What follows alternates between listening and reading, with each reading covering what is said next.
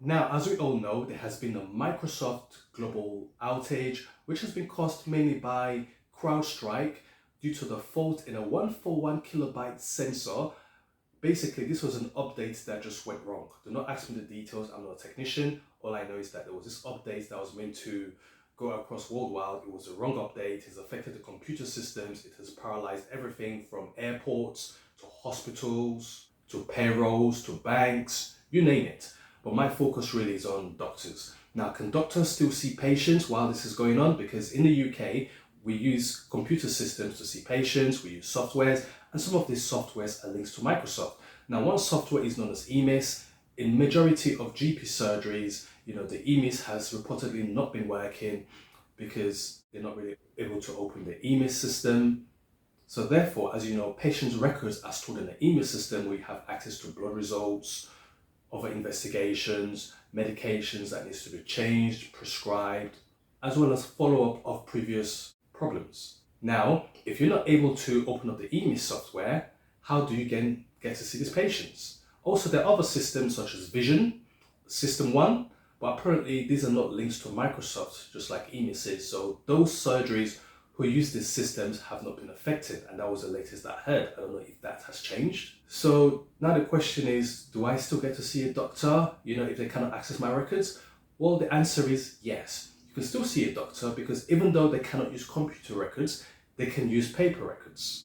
There will be limited information, so you'd have to give them as much information as possible. They would have to rely on past prescriptions to be able to give you any prescriptions that you need. If it's acute cases like you've come for a chest infection or sore throat, they do not really need to access your records. They can usually do a paper prescription which you can take to the pharmacy.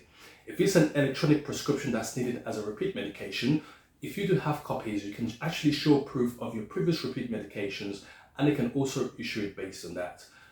So you can still see your GP. Do not let the fact that the computer systems are shut down make you stay at home and say, no, I'm not going to see my GP. Now, I don't know if hospitals have been affected on the same scale, but I hear that it's mostly GP surgeries that have been affected. However, do not all rush into hospitals because there's already a massive backlog of patients that need to be seen, especially over the weekend. We don't also know how long this Microsoft IT outage is going to take place.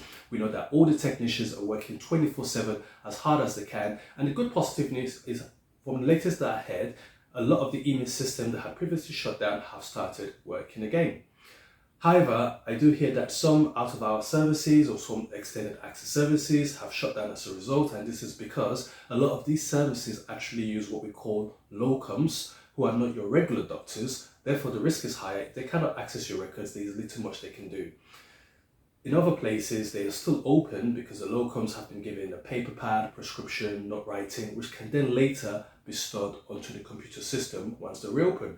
So different areas, different services are operating differently, and that's something to note about. But this is something that should be a wake-up call because we need a backup system. We cannot continue to rely on computers for our services. As you just witnessed, if the computer services shut down, what is the backup plan? We cannot allow companies like Microsoft to have a monopoly over the system, or CrowdStrike, to have a monopoly over the systems. I think CrowdStrike has 24% of the cybersecurity in the whole world. So this needs to be looked into because if one system shuts down, the whole world is affected.